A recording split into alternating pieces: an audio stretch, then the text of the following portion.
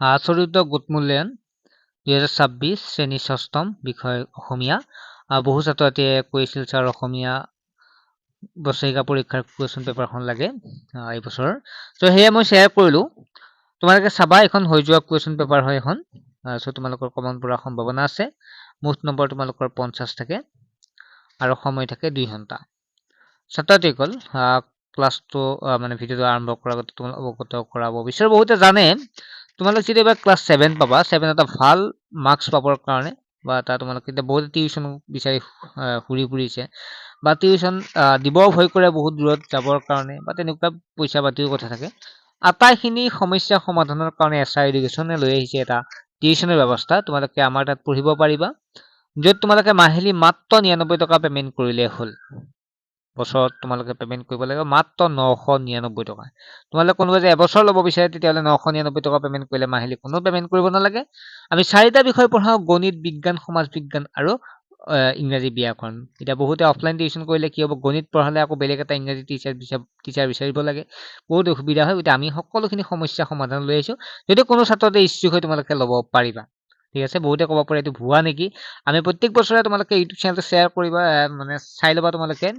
আমি প্ৰত্যেক বছৰে বিভিন্ন ধৰণৰ ব্যক্তিক মাতি আমি প্ৰচাৰ কৰোঁ বা বিভিন্ন অনুষ্ঠান কৰোঁ, বৰ্ষাৱতী অনুষ্ঠান। গতিকে এইটো কেতিয়াও মিছা হ'বই নোৱাৰে, তোমালোকে চাই ল'বা।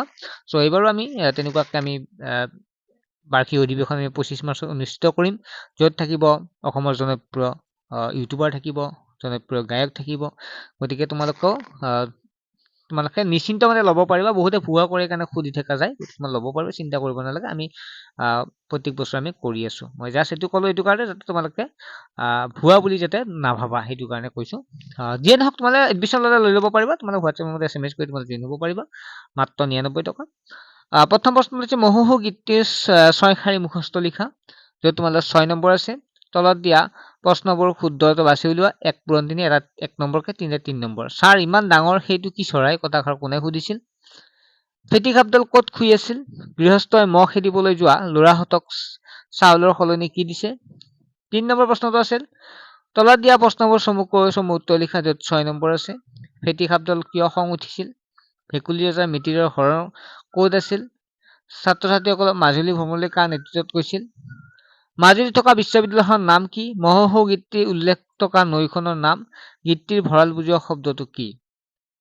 4 নম্বৰ, কোনে কাক আৰু কিয় কৈছিল লিখা। মই নাজানো, তুমিহে মোক মাতি আনিছিলা।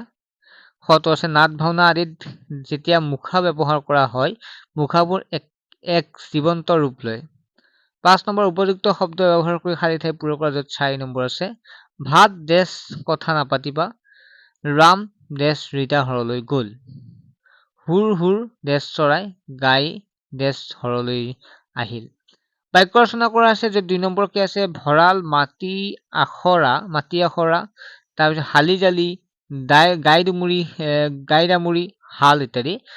উপযুক্ত শব্দটোৰ প্ৰত্যয়যুক্ত শব্দটো ভাঙা আৰু একোটাকৈ বাক্য লিখা। যেনেকৈ পঢ়োতাত ভাঙিব লাগিব, শুওঁতো ভাঙি গ'লে আৰু একোটা বাক্য লিখিব দিছে, কাৰণ 2 নম্বৰকে আছে। 4 নম্বৰ, স্থানীয় উপভাষাৰ শব্দবোৰ মান্য ভাষা অসমীয়া ভাষাত লিখা যিকোনো 3টা। তাকোন, মল্লু, লোন, শাকক, মহৰ। 9 নম্বৰ, চমুটকা লিখা যিকোনো এটা। মুখা শিল্প, মাটি আখৰা। 10 নম্বৰ আছে, আগপাছ নুশুনি কাম কৰিলে নিজৰে বিপদ হয়। সাপ আৰু ভেকুলীৰ ৰজা সাধুটোৰ আধাৰত বহলাই লিখা।